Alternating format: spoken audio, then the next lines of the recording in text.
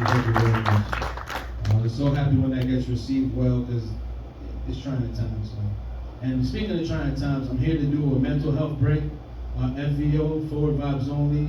The mission of my nonprofit is to nurture a culture of mental health around arts and entertainment.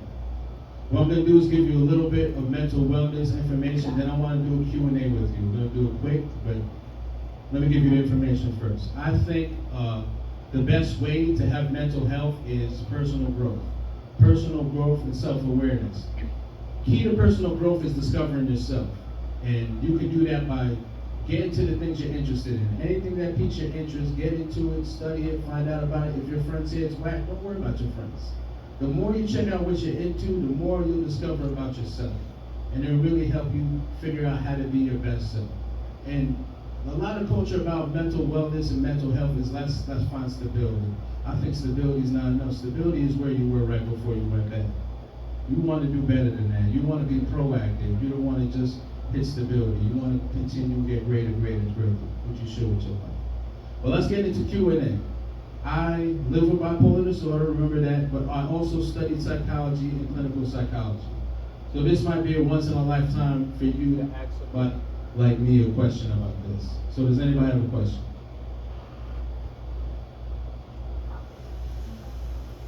Mia, you have a question? You raise your hand? Oh, I thought I saw you. Heather, right hand to the left. Heather?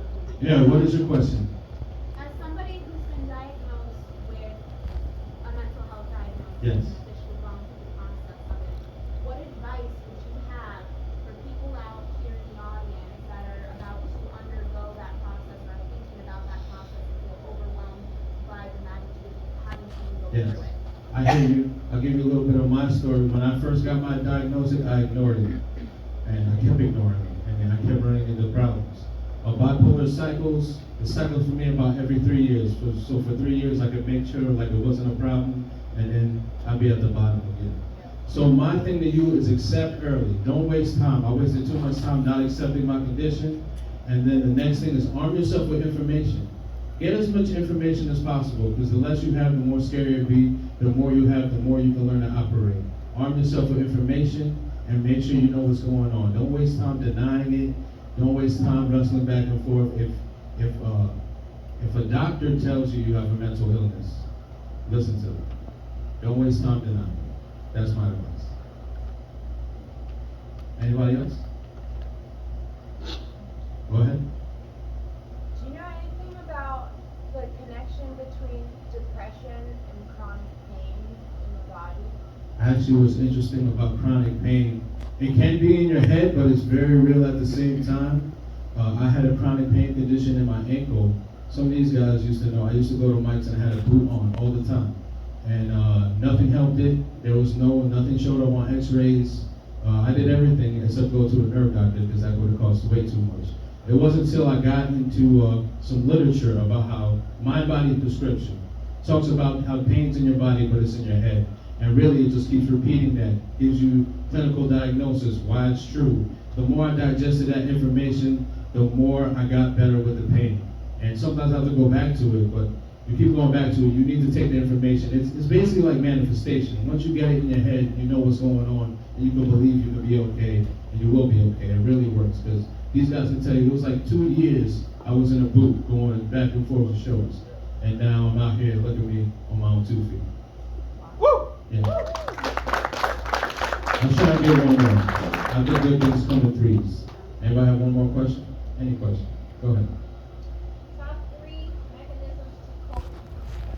Top 3 mechanisms. There's one simple one, is deep breathing.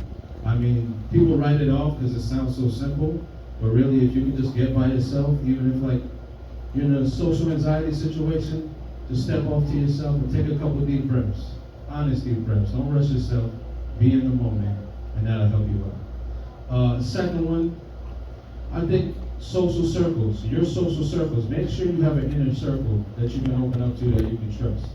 You need people. You need a support system. A lot of people try to tough it out going alone, but you need a support system. You need that person you can call when shit hits the fan, or you start going down, spiraling down in your thoughts.